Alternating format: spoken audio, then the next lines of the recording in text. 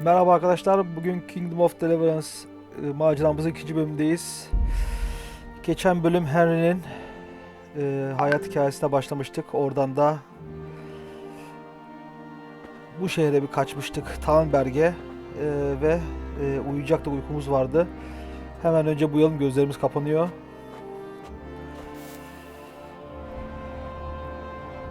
Oturduk, uyu diyeceğiz, evet.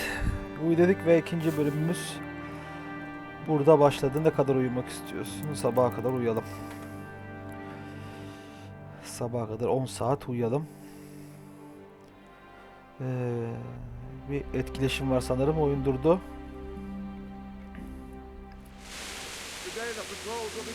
Evet, devriyeleri iki katına çıkarmışlar. Geçen bölüm biliyorsunuz kendi kasabamıza bir saldırı olmuştu. Annemizi ve babamızı öldürmüşlerdi. Biz de yaralı bir şekilde bu şehre sığınıp olan biten her şeyi anlatmıştık buranın kralına. Ve Yes? kapımız çaldı, biri geldi. It is I, Henry. Evet, kalenin kraliçesi geldi, kralın eşi. I didn't wake you. Bize çok iyi davranmıştı ilk bölümde de, bizim burada yatmamızı My sağlayan lady. lady'miz. No, not at all. Sizi bu But what saatte burada brings you getiren here at nedir? this hour? Lady bize yemek I getirmiş, thought you bira getirmiş. do with a little wine. It's just what you need. Çok to help zarif you bir sleep. hareket. My lady, thank you. You really shouldn't. You could have sent a servant. I was going to, but to tell you the truth, I couldn't sleep either. I thought of you while saying my İyi prayers. niyetli bir kraliçemiz How var. awful it must have been for you. I came to offer you solace, to let you know you're not alone. Thank you. Thank you kindly. You're welcome. Her şeyin sana garip geldiğini farkındayım. Ama Henry, evindeymiş gibi hissetmeni istiyorum. I know this is all very Birleşmekten new başka and hiçbir strange şeyi for dert you, etme diyor. but I want you to feel at home here. You're not to worry about anything except getting better. God knows you've been through a terrible Evet, çok kötü ordeal. şeyler yaşadık. Gerçekten de I Henry'nin know what it is to be left üzerimizde alone hala in the kan var. world. Keşke bir Although your yıkanma loss falan gibi bir is şey much yapsaydık greater, kıyafetlerimizi. but with God's help, the pain will ease in time, Hala kan lekesi mevcut şu anda. and it can help to talk about it if you feel like it. Evet, olabilir ya. Lady ile konuşalım biraz. Böylece konuşma yeteneğimiz de gelişir. Lady ile konuşursak. Bu oyunda dediğim gibi etkileşimler çok önemli. Baskını anlat diyeceğiz. You might be right, my lady. I'll tell you what happened. It was terrible and unexpected. The day started just like any other. Father sent me into town on some Evet, errands. günümüzün nasıl geçtiğini anlatıyoruz şu anda. Bir almak için meyhaneye gittim. Orada sevgilim Bianca ile buluştum. Bianca'yı hiç katmaya gerek yok. Boş tahsil etmeye gittim diyelim. A fellow by the name of Önce Kunesh owed money to hemen father. sevgilimizi He sent me to katmayalım işin collect it içine. from him. Only Kunesh had no intention of paying. It got a bit heated, as often happens when there's money involved. But Kunesh still wouldn't cough up the coin. Father was too generous for his own good, letting even a scoundrel like that buy on credit. Oğlumuz biraz saf, Oh. çok şey anlatıyor yani ama. When I'd done all the errands, I headed back home. I promised Father I'd help him with his work, and I was looking forward to it. He was forging a sword for Sir Radzig. Kılıç hakkında konuştu. Sonra Razze kılıca bakmaya geldi diyelim. Şu anda bizim ona karşı üstün olduğumuz yer. The sword was taking shape when Konuşmada Sir kalp, Radzig sol altta himself gördüğünüz came to üzere have a look at it. 6'ya 5 üstünüz. He praised Father's work and said that with his smithing skills, he could easily make a living in Prague or Vienna. You don't say. Evet, başarılı bir konuşma daha gerçekleştirdik. But Sigismund's horde was already on the horizon, ready to attack the town. Koca bir sürü saldırgan A vardı. horde of soldiers was amassed. Pennants flapped in the wind, the armour glinted in the sunlight, and the horses whinnied impatiently. They were waiting for Sigismund to give the command to attack, How awful. and then death descended on Skalitz. Bianca'yı boş ver. Önce annem Father told babamı. me to take shelter in the castle while he went to get mother. Şimdi She Bianca'yı was stranded sevgilimi in the öldürdüler town, deyip surrounded annem by babamı es Sigismund's geçmeyelim. butchers. And then I saw him knocking down one human after another. I never saw him fight like that. But then the leader of Sigismund's raiding party, a knight in full armour, saw Father and charged at him, cut down my father without a thought. And then he turned on my mother, and he murdered her in cold blood. You poor boy. May the Lord have mercy on their souls. I ran to the castle like our neighbours to take cover, but I didn't make it. I had to find another way to save myself. The men on the battlements called down to me Aslında to ilk flee bölümün to özetini kendi Talmberg and Henry burada warn yapıyor bize. me. I was lucky I knew a concealed path around the castle. Bir at I bulmam needed a gerekiyordu. horse to Hep get to the buradan safety gidiyoruz of şu anda. Talmberg and to warn you all. And with all that was happening, you thought of others like a good Christian. Then I heard a scream. It was Teresa, the mill wench. She'd been caught by a gang of Cuman savages who planned to violate her. I had Sir Radzig's sword, and even though there were several of them and they were better armed, I had to try and save her. I wanted there to be at least one person I'd helped. And I succeeded, even though it almost cost me my life. After that, I stole a horse from them and rode off. Like a valiant knight. I'll never forget the horror. Unutulacak gibi değil ki It will ya. haunt me for the rest of my life. Gözümüzün önünde bütün tanıdığımız herkesi deştiler ya. Vicdansızlar. Ama o keli bulacağım ben. It's terrible. O keli bulacağım. How could something like that happen? God alone knows why he lets such things happen. Ben o keli bulacağım. You poor boy.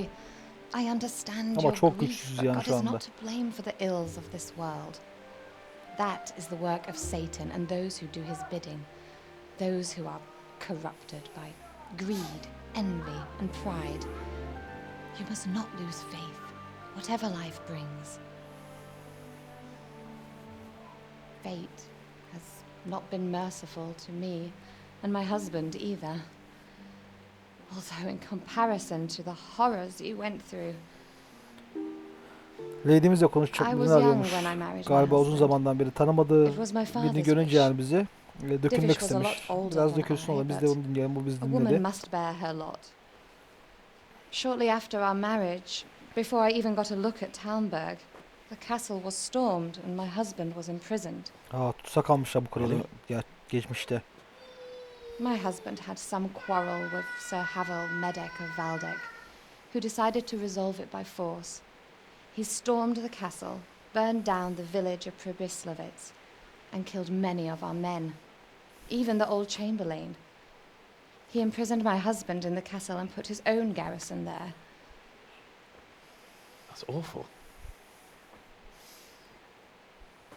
I was barely 18 years old, and all of a sudden, I was left alone with Sir Robert.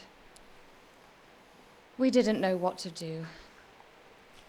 We went to Prague to appeal to the king and sought help from Divish's friends, but all to no avail. We tried for years, but it seemed I was destined to be left alone and my husband to rot in jail in his own castle.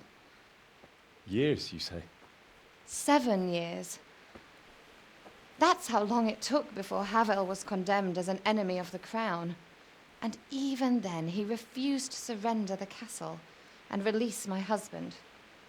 In the end, I raised the money to pay a ransom, and only then, by the grace of Lord Jesus, did I finally lay eyes on my husband once more. 7 years. And was Havel punished? Bayağı bir for it? ceza almış. Never. And after 7 years, 7 my yıl. husband returned 7 yıl to boyunca me an tutsak hayat yaşamış. infirm old man.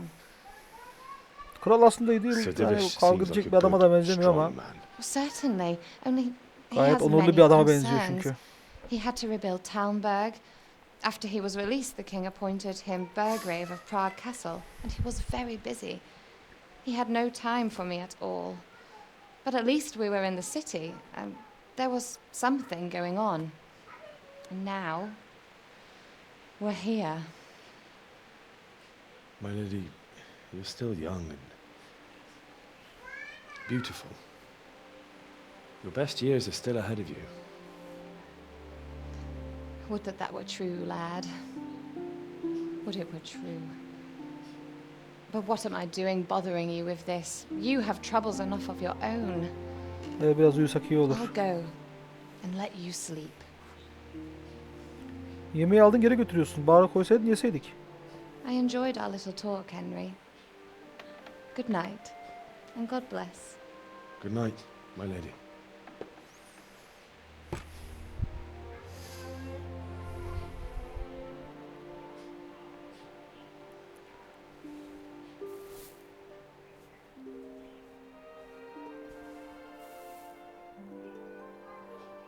Oyunun ayakkabı çıkardıktan sonraki makine gerçekten çok hoşuma gitti ya.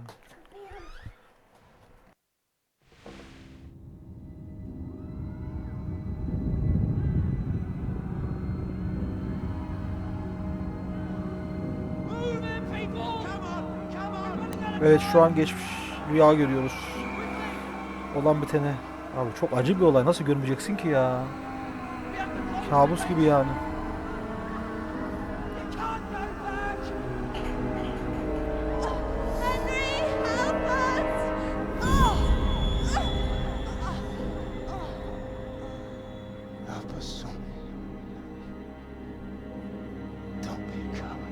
Korkak olma be.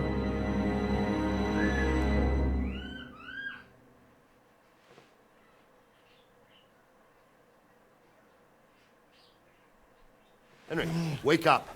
You don't want to miss this. What is it? Aha. What's happening? Come to the battlements. One of our patrols reported a company heading here. Skanistan. from Bizim scouts. köyümüzden gelen birini görmüşler. Grup görülmüş.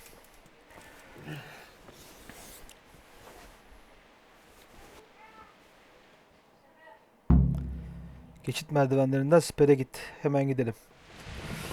Evet, oyun kaydedildi otomatik olarak. Meşaleyi alalım. Inventory'a meşaleyi kuşan dememiz lazımmış. Zırhta meşale kuşandık. Yanıyor mu? Yanıyor, evet.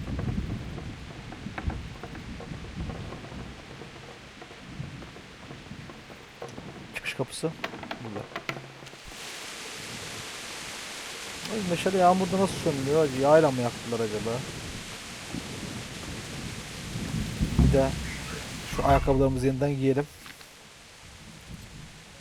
Ayaklarımız çamur olacak yani. Gerçi olmuştur bile de.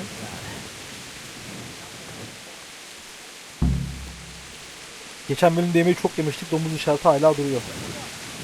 Bu bizi ağırlaştırıyor. O yüzden fazla yemememiz lazım. But don't be daunted by their numbers. Sörde 5. Heed my commands, and all will Sörde end well. bazı. Geldik. What's going on? Konuşmamız arttı yine bir seviye. I don't know. It doesn't make sense. Why would Sigismund advance on Talmud in the night? Especially since he's lost the element of surprise after the raid on scouts. Maybe it's not him. Then who is it? The scouts Jivis sent to Scarlet to spy on Sigismund said he'd set up camp and was getting ready to storm the castle. And so Radzig is an experienced soldier. He'd surely hold the castle for quite some time. It doesn't make sense. What else did the spies see? Not much of anything.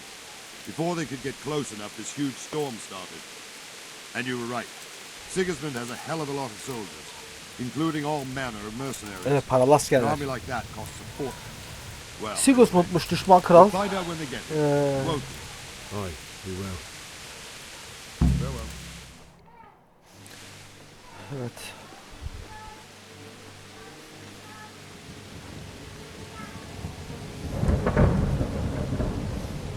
Halt! Who goes there? Lucifer and all his minions. Evet, bizim halkımız. Who else, Rubber? Sir Ansig! What a relief. Is his Kurtulmuşlar. lordship there with you? Yes, sir. He is right here. What are you doing up so late, Divish? At your age, you need a good night's sleep. Well, Radzik, you didn't exactly pick the best time for an outing either. In a big hurry? It was a bit of a scramble, all right.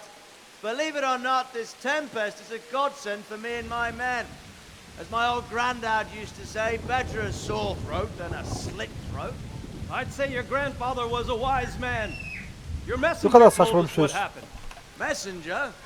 The lad you sent to warn us. He's alive? He made it to you? He's here with me. He only got away by the skin of his teeth, though. God. A brave young man.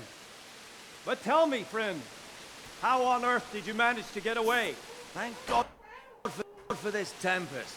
When it began, Sigismund's Tatars fırtınadan dolayı kaçmış bizimkiler. storming the castle for more clement weather. We were able to sneak out right under their noses. The Lord be praised. We wouldn't have stood a chance against them. Would you like to spend the night in Talmberg? No, no. When Sigismund finds the castle empty tomorrow, he might come looking for us. We'd only be exposing you to danger. Without me bizim and kral my men, akıllıymış he has biraz. no call to attack you. What will you do then? We'll march to Ratai. It's only a short way, and there we'll have a better chance of defense and enough room for all of these people. If Sigismund should come, better bend your knee, Divish. There's no point dying in a battle that's futile. You're right there. Is that boy still with you? Ben de orada saklanıyorum abi. Çıksana erkek gibi I'm here, konuş burada ya. You Ha? have courage, lad. That I can't deny. I am sorry about what happened. Would you care to join us? I'd like to, sir, but first I have to return to Skalitz. Are you mad? What do you want there? Biz oraya niye Can't döneceğiz leave ki my geriye? mother and father. I won't leave their corpses rotting in the street. I'll join you once I've taken care of them. Don't even think of going back there, you donkey. Are you tired of living? But sir, Quiet! I'm sorry about your father, but getting killed as well won't help him. Divish, make sure that lad doesn't budge from Talmberg until things quieten down. not to worry, friend. Anyway, he's injured and needs to recover. I'll lock him up here as if he were Havel of Baldic. I see you've grown Bizi a thick skin tutacaklarmış. since Ulan o your siz tribulations, kimsiniz lan? sir. But thank you. We'll meet again when circumstances are more favorable. Farewell.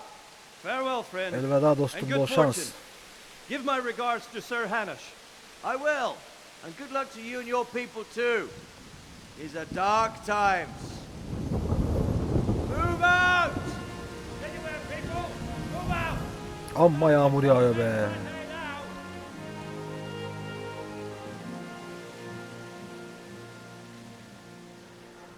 Evet, Henry düşünceli. Ne yapacağına karar veremedi. Kralımız gitmememizi söyledi bir yere. Men, Sir Robert'la bir konuşalım bakalım ne diyecek. What is it you need? I could use an extra pair of eyes, and yours are keen. Will you keep watch of the battlements with my men? Is that a request or an order? I'd rather it was a request. Kabul marked ettiğim bir yes. rica olarak görmeyi Of course yeğlerim. I Tabii. I'll have to pay you back. Ekmek verdiniz, kapınızı açtınız. Splendid. And don't worry, I'll tell the men to relieve you later. Good luck to you.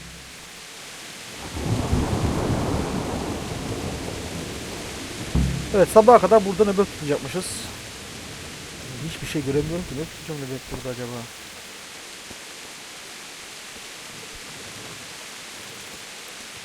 Muhafızlarla konuşalım biraz. Good health. What do you think about how the Skalitz folk managed to get away? Fortune. Just a shame fortune didn't smile on all of them. Oh, shit. Sorry. And you know Sir Radzik Cobbler? I wouldn't say I know him. I've seen him a few times. Why do you ask? He must be a fine lord. Takes such good care of every one of his serfs. Surely all the lords do that. Ah. I could tell you some stories. About Sir Divish? Askerler buradaki şeyden memnun değil mi Jesus, yoksa ya? no. Ha yok değil. I didn't mean it like that. Just that I heard stories from other soldiers that would make the skin crawl. I see. Konuşmayı sonlandıralım. Biraz gezintiye çıkalım. Neler var neler yok bu kalede.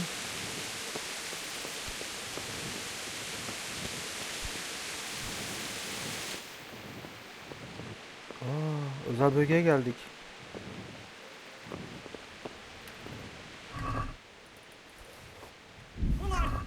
You, stop!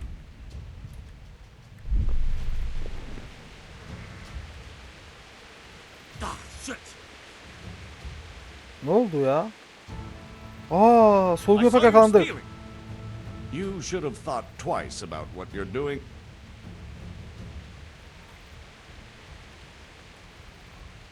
Gizli bir görevim var diyelim. Look, I'll tell you. Do you think I'm so stupid as to fall?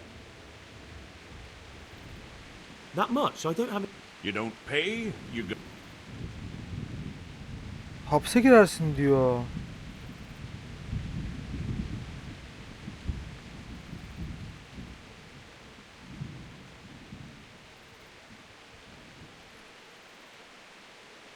Kaç desek ne olur acaba?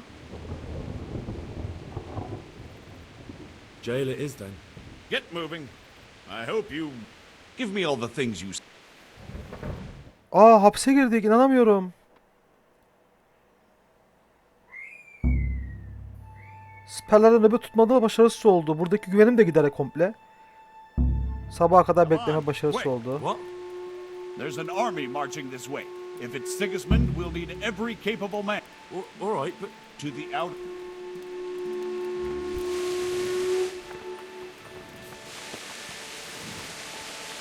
Oğlum ben onları yine çalacağım.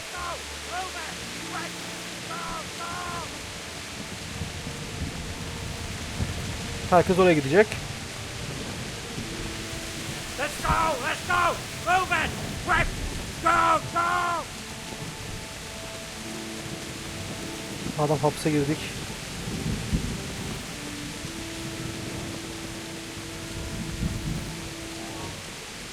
Şu an herkes aşağıda. Kimse yokken kendimize şöyle güzel. Aa, zincir var ayağımızda galiba. Aşağıda zincir işareti çıktı galiba, hapse girdiğimizden dolayı bir şeyler oldu bize.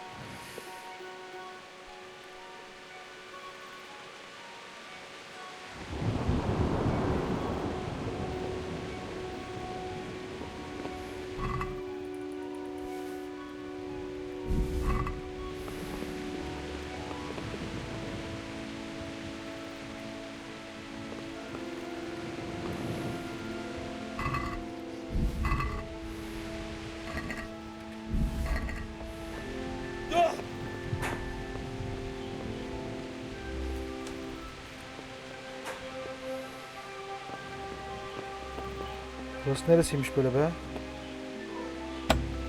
Maymuncuğum yok.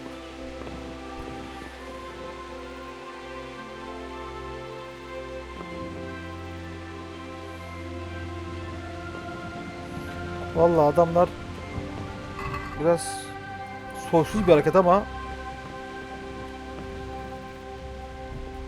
birazcık hırsızlık yapmamıza gerekiyor. Aa, üstümüzde oldu, neyse. Pekala, koşamayacağız.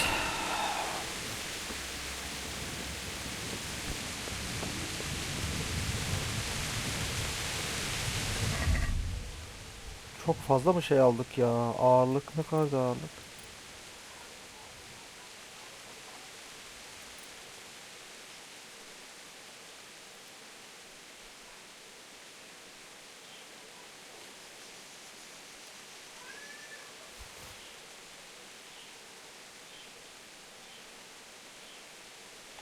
Bir şeyler bırakmamız gerekiyor.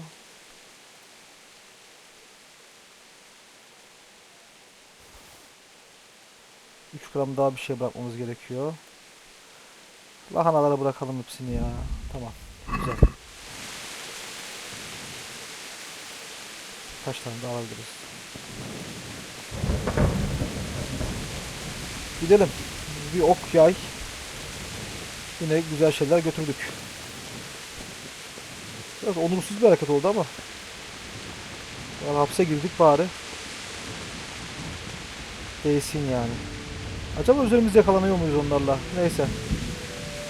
Beni çağırıp yere bir gideyim önce. Evet, geldik.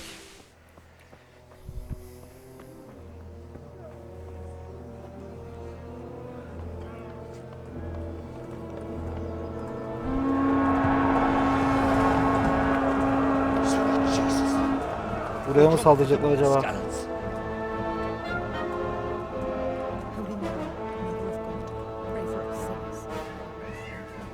See how the self-appointed king wins the love and respect of his loyal subjects.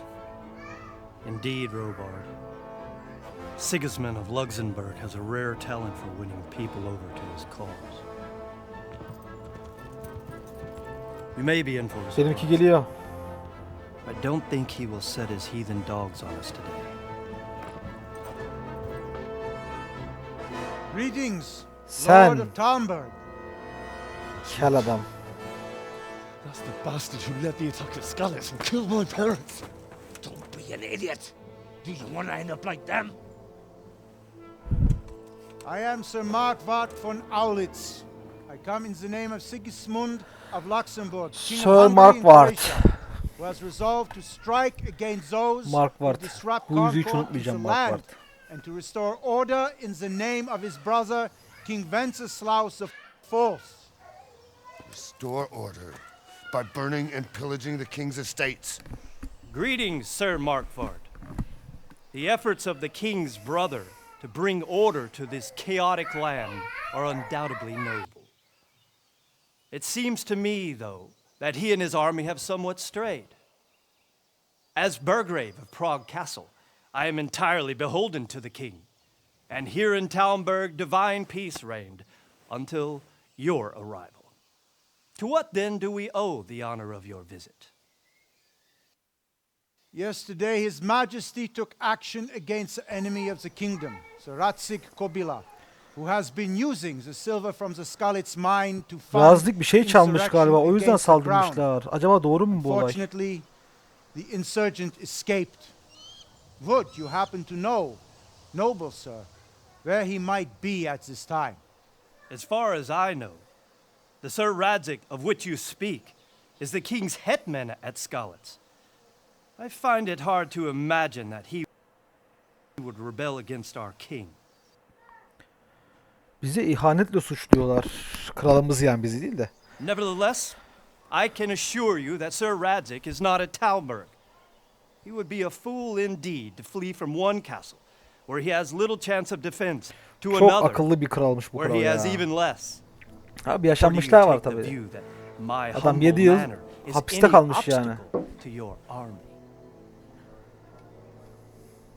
Am I to inform the king then that Sir Ratzik Kobila is not at Talmberg and that he has your loyalty?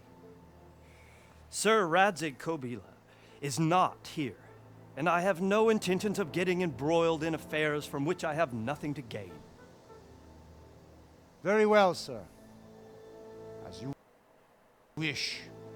I will relay your words to the king in the hope he will be as well disposed as you seem to be. Those who have clean consciences and goodwill may find themselves well disposed even at moments like this. Söze bak when be. there's little cause for Adam joy. adam ya adam. Farewell, sir. Auf Wiedersehen. Senin gibi kral yolunda ölünür be oğlum be. Bakalım ne diyecek. Sigmursund.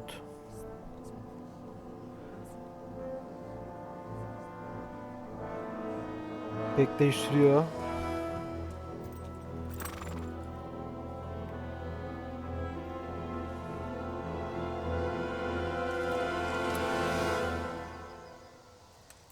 Evet yok saldırmıyorlar.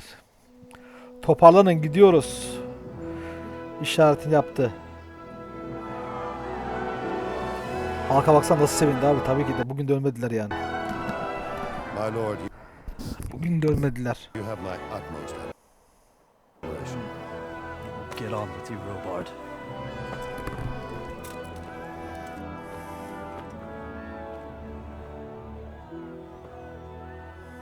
Şöyle bir saçmalık var sadece. Ok çaldık. Yani saçmalık değilse bütün oyunlarda böyle de. Bu oyunda da o eksik mesela. Çaldığımız ok gözükmüyor. Evet. Düşmanımızla yine bir göz göze geldik sanki.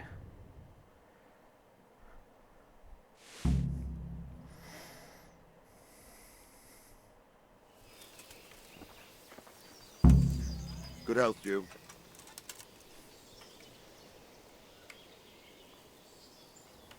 Why did Sigismund burn down Skalitz Niye and yağmaladı they diye come soralım here bakalım. too? That's war for you, lad. Certain lords have resolved to take things into their own hands and eliminate anyone who doesn't share their view. Unfortunately, Sir Radzig is one of those. And what's more, he was sitting on a pile of silver that could help King Wenceslas's allies. Sigismund What neyin happened in peşinde diyelim. Kuttenberg? Gutenberg, well, I'm just a simple soldier, but the good lord gave me ears, and I've heard some things from Sir Divish and from those who fled from Sigismund's pillaging. Were there many? Indeed, but it was the Gutenberg mercenaries who came to see me, because I knew them from before. I see. Listen, lad, These are all games of the high aristocracy. In Prague, a cabal of nobles rebelled against King Wenceslas. Savaşın şu an neden çıktığını anlamaya çalışıyoruz bu şeyin saldırının. There's no doubt Neler Sigismund had his olduğunu. fingers in the whole affair. Him and Wenceslas's cousin Jobst. And that cabal helped him abduct the king. So then why did Sigismund attack Kuttenberg? Why do you think? Ganimetler için tabii ki de, neden olacak? So he could loot it? Correct. King Charles, may God grant him eternal glory, built Prague into a proper Hareket royal ederken city, ki while King Wenceslas zırhlarının took a seslerini bile liking to çok Kuttenberg. detaylı düşünmüşler. After Prague, it's the most important city in Bohemia. In the entire Kolunu Holy Roman salladığında Empire, zırh sesleri he geliyor. who commands the Kuttenberg silver is king. So Bakın duydunuz. Kuttenberg sided with Wenceslas because he favoured it. Now you're starting to understand. When Sigismund imprisoned Wenceslas and took control of Prague, the people of Kuttenberg began to raise an army against him. Bir So with the taştaki attack on koşulmuş oldu, evet. Kuttenberg, Sigismund killed 2 birds with 1 stone. He defeated Wenceslas's most powerful allies before they could stand against him, and also gained immense wealth. Skalit'e Robard, gitmeliyim I need diyeceğim. to get to Skalitz. What would you do there, lad? Sigismund might have left, but the place will be swamped with robber barons, brigands, deserters, and other vermin. And anyway, your lord commanded you to stay here.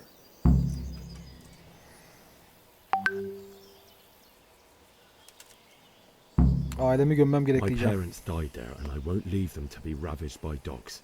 I have to bury them. Good God, boy. Do you want to throw your life away for those who can never get theirs back? Başarısız oldu konuşmamız. Do you think that's what they'd want? Forget it. Konuşmayı sonlandır. Başka bir şey konuşmayacağım seninle. Bize bir at bul ve çık dediler.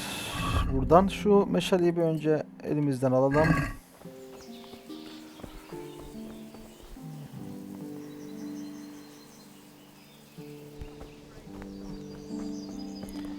At bulacağız, kapıya gideceğiz ve çıkacağız. Niye böyle dolandım acaba bilmiyorum.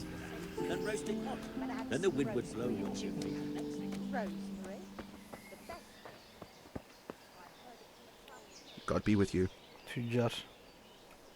Can we trade? Hiç paramız yok. Bir şeyler satarız belki. Sat diyelim. Ne satabiliriz?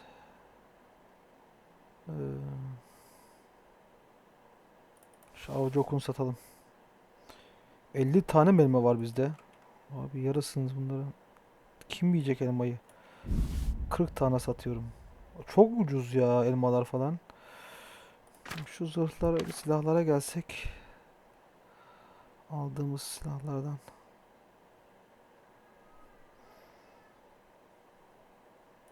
Düşük kalite okula satalım.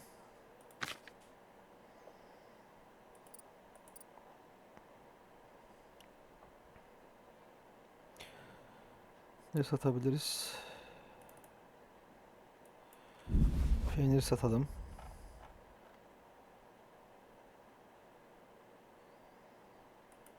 Tam bak kalkanı nasıl satıp diğerini alabiliriz. Satın al. Burada maymuncuk vardı. 2 tane alsak. Sepeti denetle. I'd like to discuss. Why not?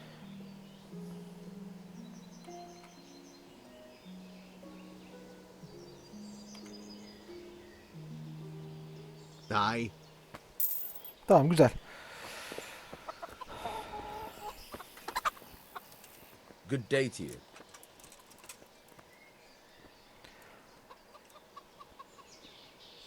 Buradan I need to çıkmak get out of istiyorum. here. And I need a feather bed with a comely wench in it. But it looks like we'll both be disappointed. Sir Divish gave orders not to open the gate, and you especially are not to be let out.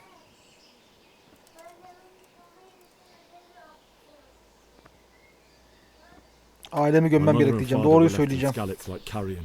I have to bury them. I can't leave them to the dogs.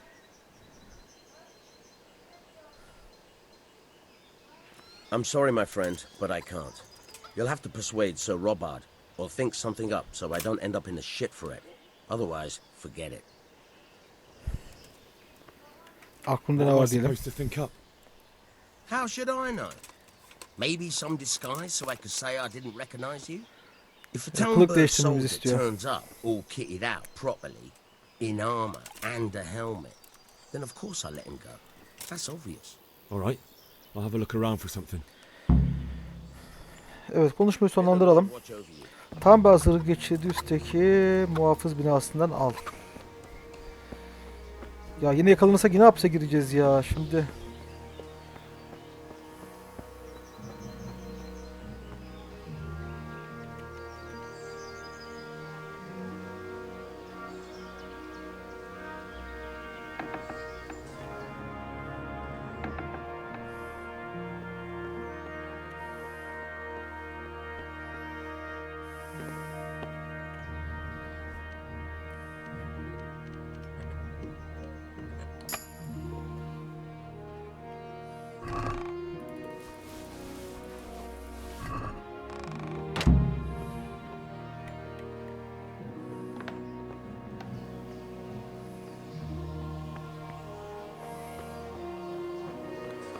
Of.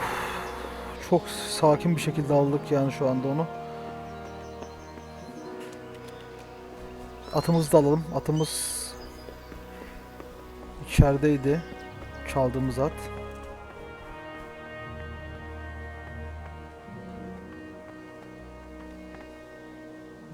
Bin. Bu bizim atımız işte.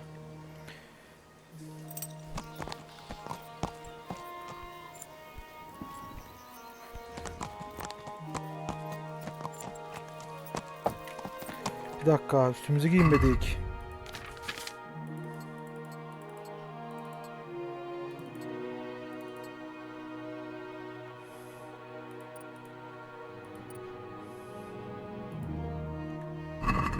Üstümüze giyindik. Şu anda askermiş gibi çıkacağız buradan.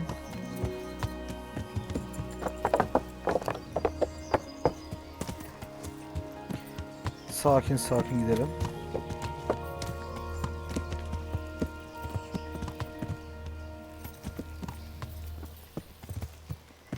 Niye konuşamıyorum muhafızla?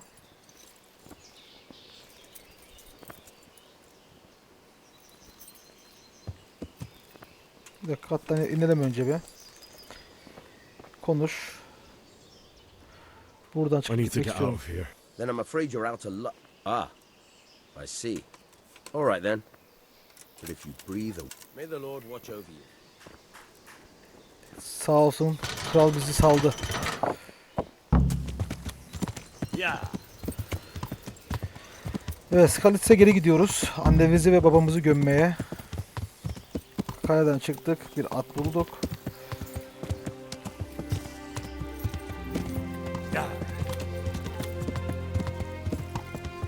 Kimse bizi yeniden tanımadan hemen gidelim.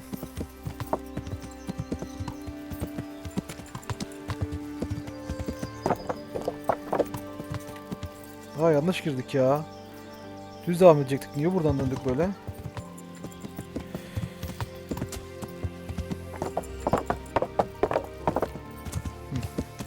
Yeah.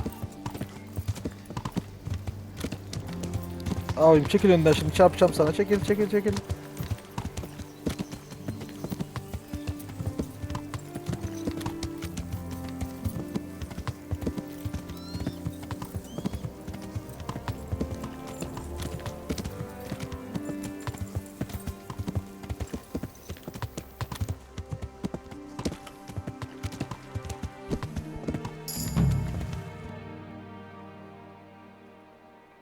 Gizlilikte yeni bir seviyeye ulaşmışız.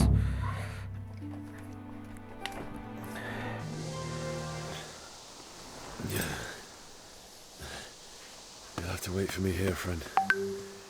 Better to keep going on my own.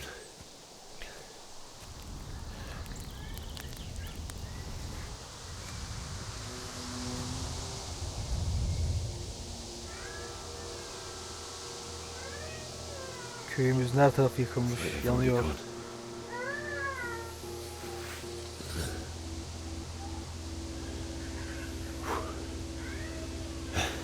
Haydi bakalım Henry.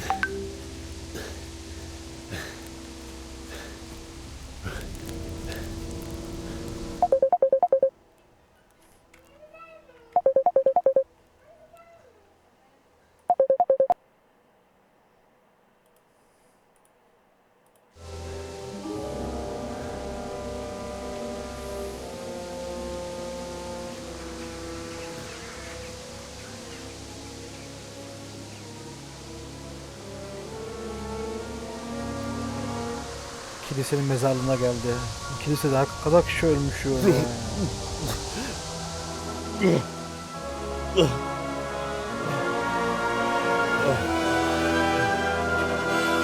Kaleyi de yıkmışlar. Kalemizi de yıkmışlar.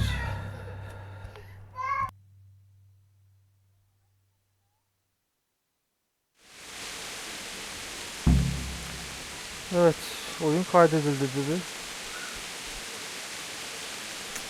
Hayır, o kadar da olmadık ya.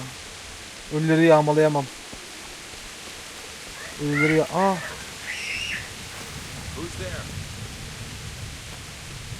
What have we got here? Entertainment. Great.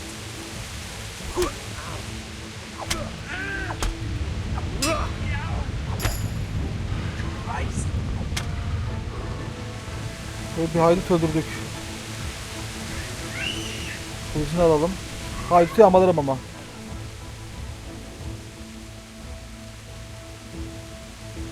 Bunlar ne kadar para edecekler ki? 30. Altı mı bunlar ya? Neyse alalım bakalım şunları. Bunlar kullanılmayacak herhalde. Nereden gideceğiz peki? Buradan gidelim.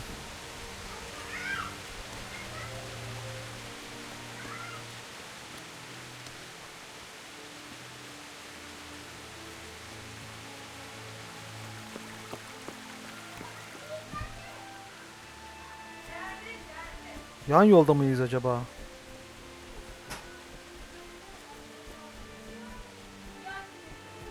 Bu patika yol değil ya. Bir dakika.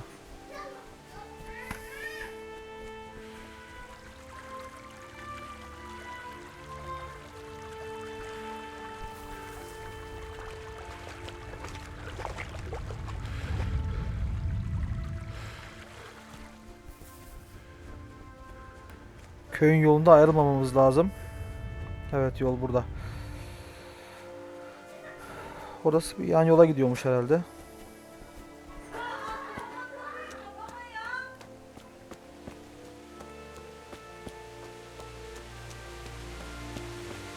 Sweet Jesus. It's the charcoal burner. Oo, kömürcü aldığımız adam ölmüş.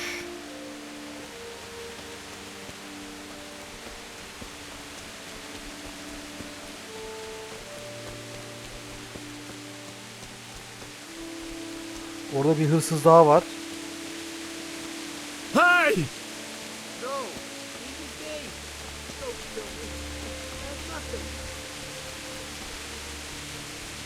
Gel buraya. Neyse kaçtı o ya. Peşinden kovalamayacağım. Why would anyone do this? What did these poor souls ever do to them?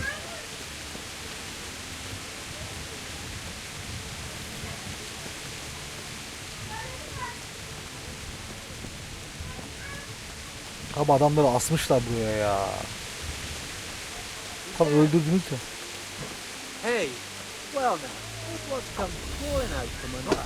Ah!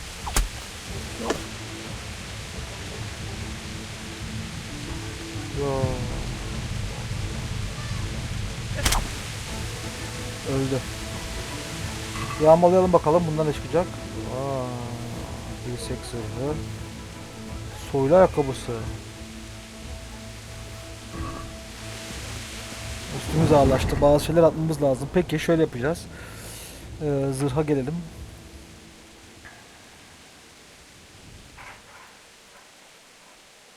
Bırakalım.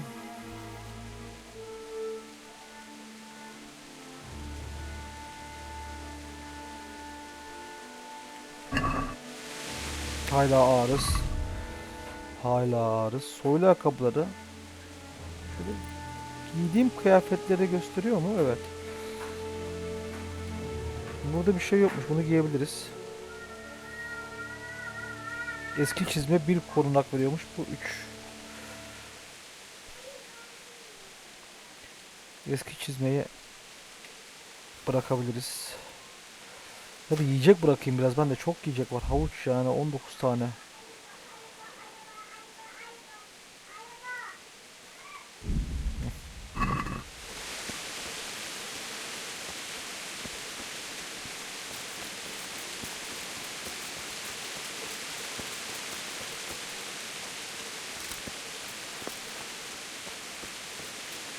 Kılıçta kan lekesi duruyor, geçmiyor.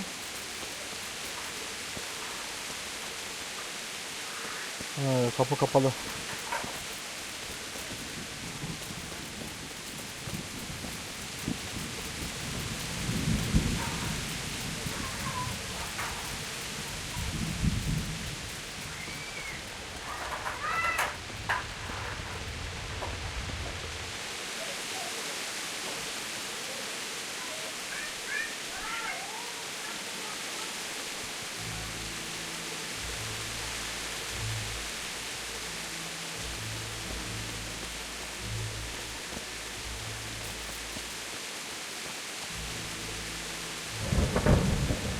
Karşıda bir hırsız daha var. Karşıda bir hırsız daha var. Who's there? What are you doing here? Tired of life? Mercy! I yelled. Please don't kill me.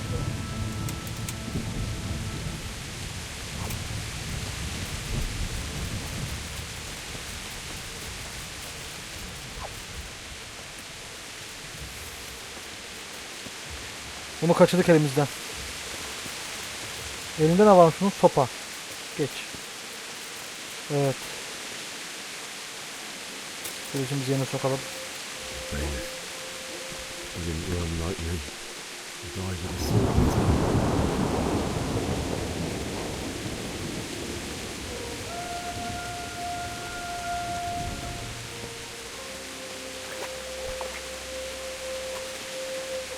İlk bölümde ne kadar güzel atlar demiştik.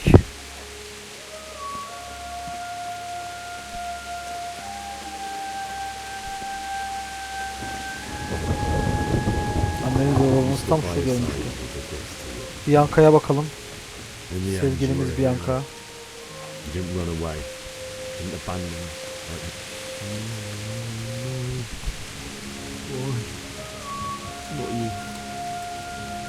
It wasn't supposed to be you, Bianca. I'll find the bastards that did this to you. I'll find them. I swear it.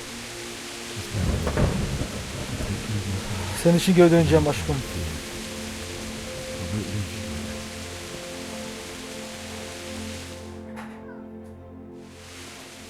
Evet, annemiz ve babamızın yanına geldik.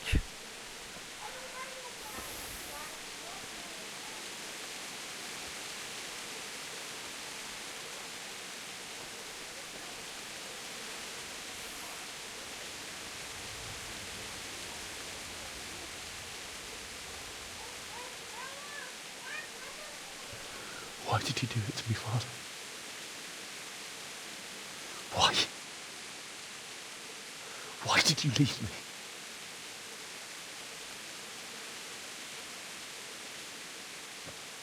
Forgive me. Forgive me for everything. Next time Vay I be. won't run.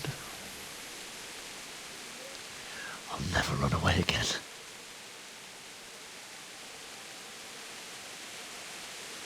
I'll find the one who did this to you. I remember his face. Ben de hatırlıyorum o kel adamı.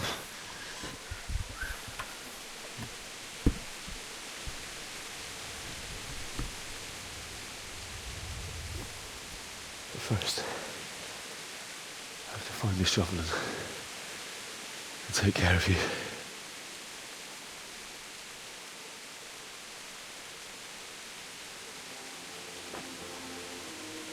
I remember you told me you wanted to lie beside Mother. Here. Under the linden tree. Daha sabah konuşmuştuk, bugün sabahında yani. Burada ıhlamur ağacının altında olacağım diye. That much for you.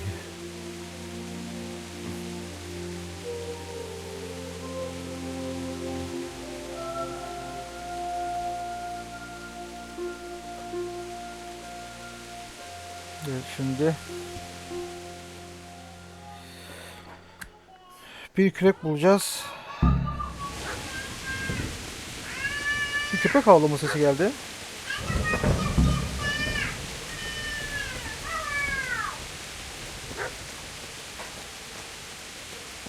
Şuradan geliyor.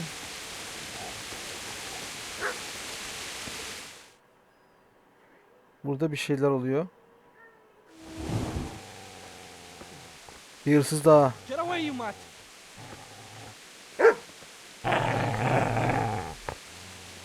Bu bizim dövdüğümüz eleman değil miydi oyunun başında ya? Get away, you beast! Evet o. What's going on? Bishop? What in God's name are you doing? What do you think I'm doing? Digging turnips? The beast just went for me. Isn't that not the butcher's? Isn't that body the butcher's? Yeah, that's him. What's that got to do with anything? Vay. Cesetleri yağmalıyorsun. Seems to me that dog knows exactly why he's going for you. You're picking dead men's pockets. What do you care what I'm doing? What are you doing? Önce ben I sordum. asked what you're doing here. How about you give me an answer? If I want to confess, I'll go to the priest. Go away and leave me in peace. Yağmalamanı mı böldün diyemem. Çünkü onun şeyi benden daha yüksek şu anda.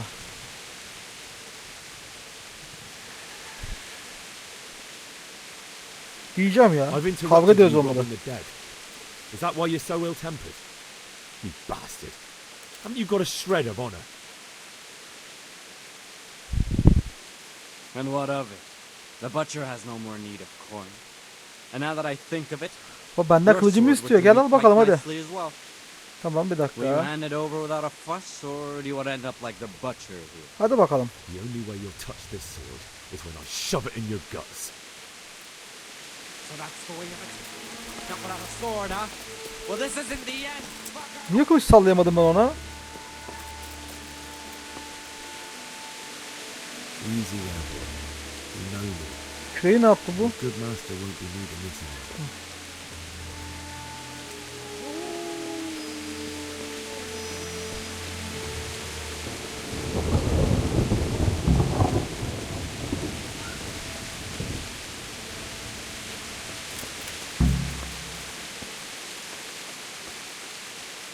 Kafamız ağacının altına gideceğiz ve bir mezar bulacağız.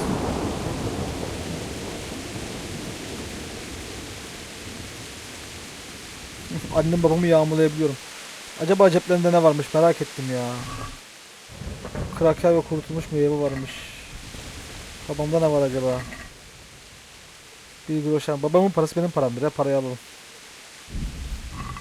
Bir altın.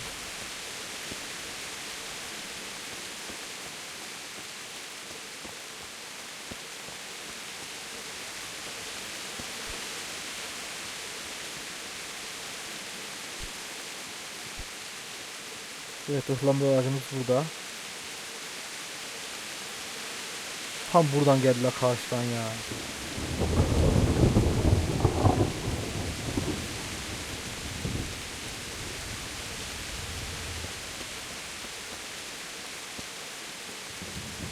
This is a good place. You're gonna like it. Kazmaya başlayalım burayı.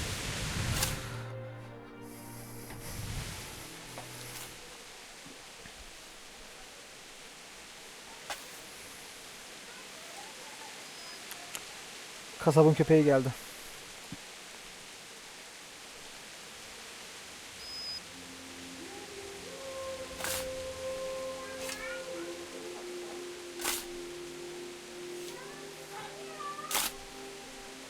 Sen de Tarkan ve Kurt gibi olabiliriz köpek. Yanımdan ayrılma. Düşmana korku salacağız.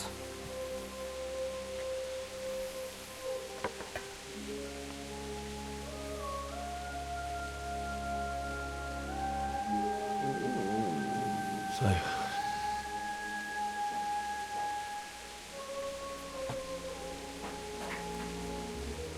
let's get to it.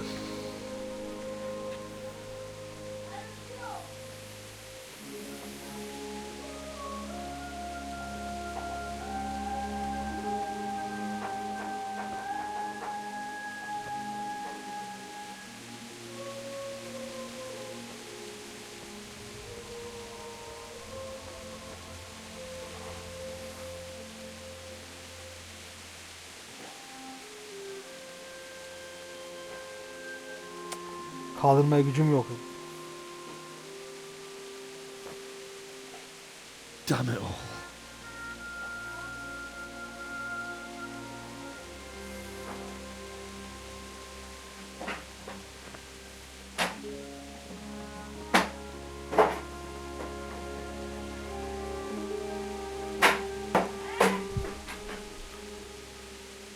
How am I going to do this? Do you need some help? Aa, zıbıçeke bak. Can't you see the sword? Şerefsiz. What do you want? Zbyszek? Who do you think we are? Franciscan Zıbıçek brothers? seni var ya ilk gördüğüm yerde öldüreceğim ya. We're here to rob you of everything you've got. Especially that fine blade that's of no use to a peasant like you anyway. Banish the thought. It is my father's sword. You mean him? I don't think he's going to be needing it anymore. Listen here, boy. You hand over that sword, I might just let you go. If not, you're in for a family reunion you really don't want. Leave me alone. Kill him, Runt! Aye, cut the bastard down. As you like. Adamın elindeki silaha baksana abi.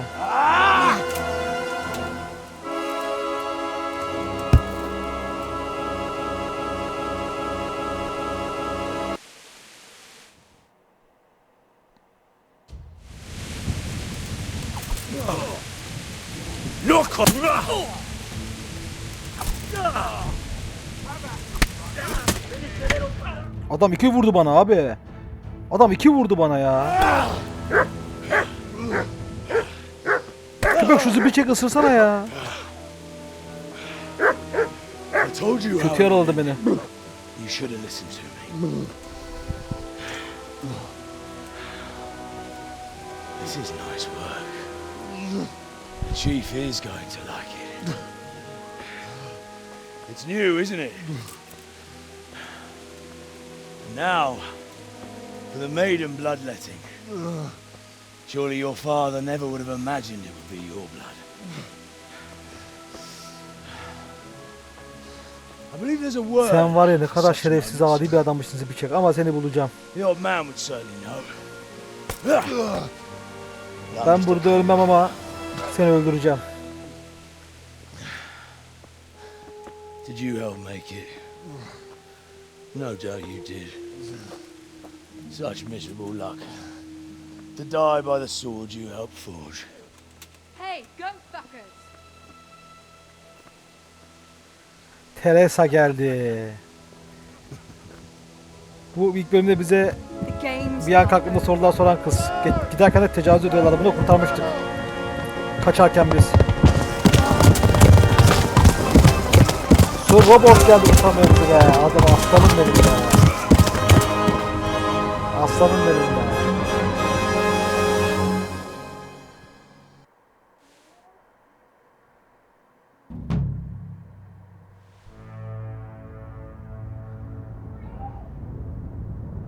Evet arkadaşlar oyunumuz artık şimdi başlıyor.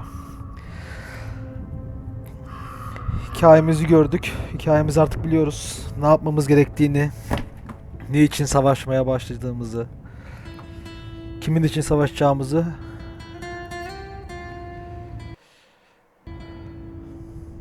Biz öldük mü? Ne oldu? Bizi taşıyorlar. Ölmemiştir de. Anne babamız da orada kaldı. Sir Robert. Gömmüşler. Evet. Biz yapamadık ama onlar yapmış.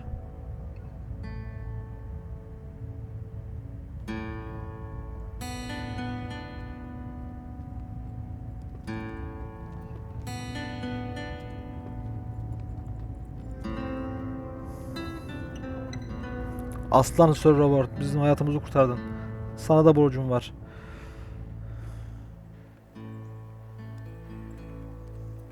Köpek de peşimizden geliyor hala galiba. Evet.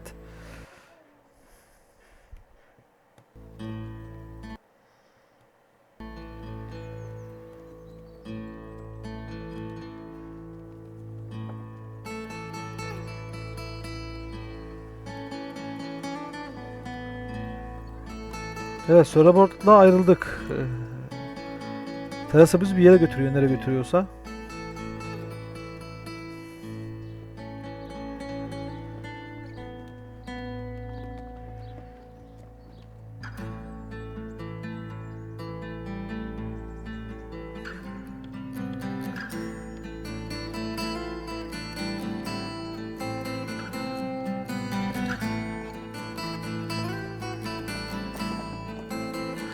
Evet, yaşıyoruz hala.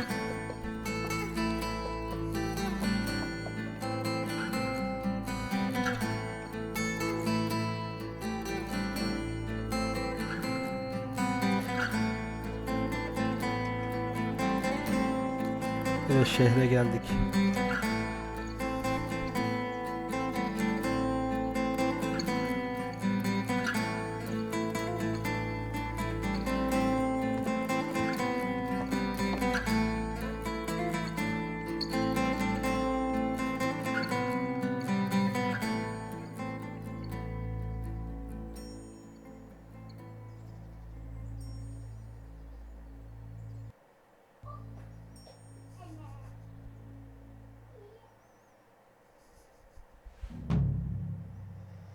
Eve dönüş tamamlandı. Yine rüya görüyoruz.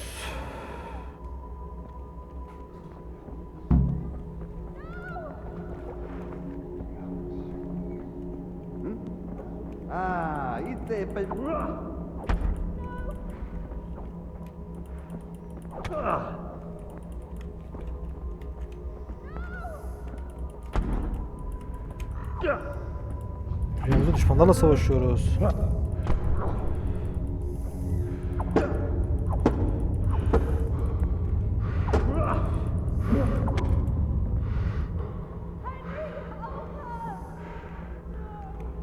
Köylüymüş.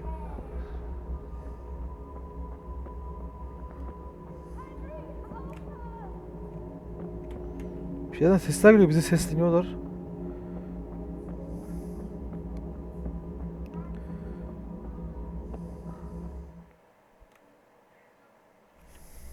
Do you need some help? Düşmanımız 1'de 2 oldu. Bu adamdan da kılıcı almamız lazım. Şimdi kılıcı aldı.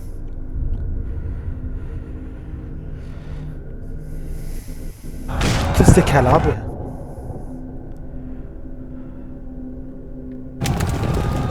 Bu oyunda kellere karşı bir antipatim oluştu.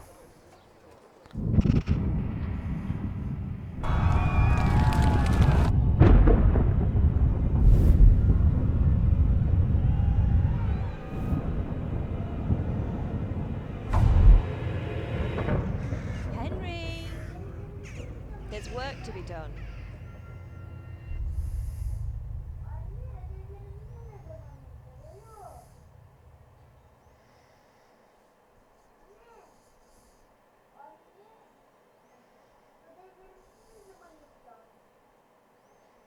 Wake up, Henry.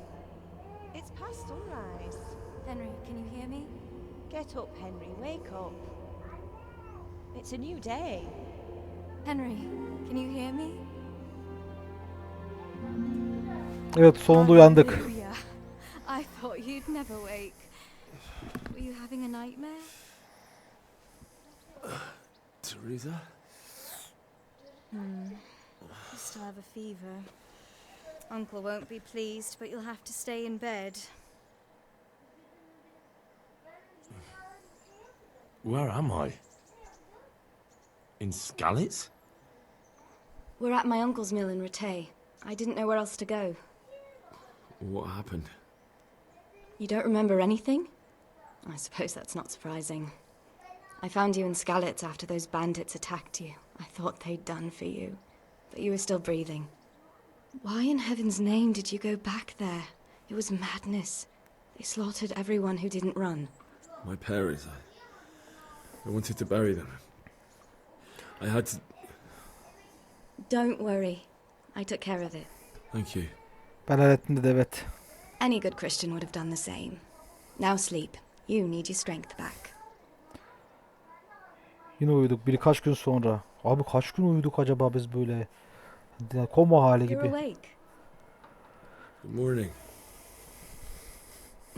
It's near midnight. Tam diyecektim ben, gece yarısı olmuş You've slept neredeyse all diye, benden day. önce söyledi kız. Oh, I feel like a horse fell on me. The beating you took was worse. But at least the fever's broken. Beni nasıl buldun? How did you manage to save me? You were lucky. I was in Skalitz and I saw Zbyszek and his O thugs. Zbyszek'i var ya, ne I yapacağım tried to biliyor distract musunuz? them, but it Bir would have yakalayayım been no çocuklarını. use if those soldiers from Tamburg hadn't arrived. They were searching for you and scattered the bandits. Skalit'te ne What in yapıyordun the world diyelim? were you doing in Skalitz? Waiting to die. What? They killed my brothers. My family. Ölmek için gitmiş ya. Friends. They're all dead. Kız da hayattan All birini of them. kesmiş. Everyone I ever loved.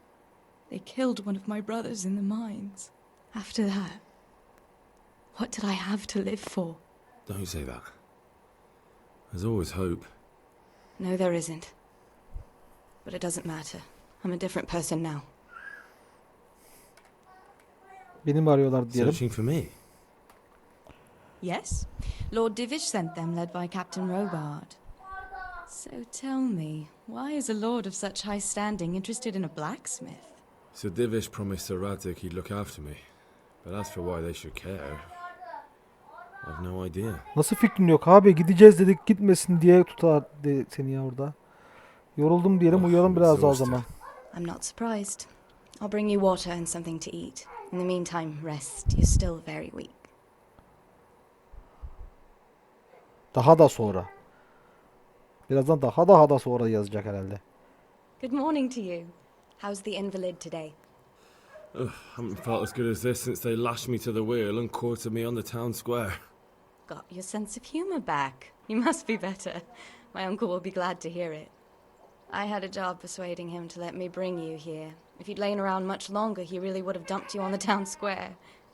You can stay until you find somewhere else to live, but my uncle will want payment for taking you in and caring for you. Amca para istesin abi, veririz, yapacak bir şey yok. Neredeyim And diyelim. this is your uncle's house. We're in Ratay Mill. My uncle's mill at Peshek. Ratay'a He gelmişiz. took me in, and I talked him into taking care of you too. Uzun zamandır yatıyordum diyelim. I've been lying here long enough. Uncle will be pleased he's one mouth less to feed. But are you truly well enough? Well enough to do what has to be done. Where can I find Sir Radzik? He's in the lower castle in Perkstein. He's a guest of Sir Hanush of Leipa. But someone like you can't just walk up bold as you please and Ben demand an ederim kızım, audience. sen boş versene, ben I önemli know bir Sir kişiyim. Radzik, and I didn't bring him his sword as I was supposed to. I must see him. If you insist. But you need to speak to my uncle first. You've been in your sickbed for over a fortnight while he paid the apothecary to tend to you, and for medicine. That's a good deal of a coin you owe him. Kaç para borçlandık I've been acaba lying ya? 2 weeks. 2 haftadan beri yatıyormuşuz be. A fortnight 2 in bed than an hafta. eternity in the grave. If it weren't for my uncle, you wouldn't be here at all. Tamam. Sana hayatımı borçluyum diyelim. Birazcık şey I yapalım. owe you Gönlünü both my alalım. life. İtibar kazandık zaten yukarıda. And I'll repay my debt. You have my word. All right. But before you go to town, you should eat something. You're still weak. There's food on the table for you. Evet, oyun kaydedildi arkadaşlar. Burada ikinci bölümü sonlandıracağım. İzlediğiniz için çok teşekkür ederim. İkinci bölümde de bayağı bir olay oldu sahne. Artık oyunun gerçek fragmanını, yani daha önceki fragmanlarını bitirdik. Şimdi oyunu kendisine başlıyor olacağız. Hikayemiz nasıl ilerleyecek? Ben de merakla bekliyorum. Beni izlediğiniz için teşekkür ederim. 3. bölümde inşallah görüşmek üzere. Kendinize iyi bakın. Hoşça kalın.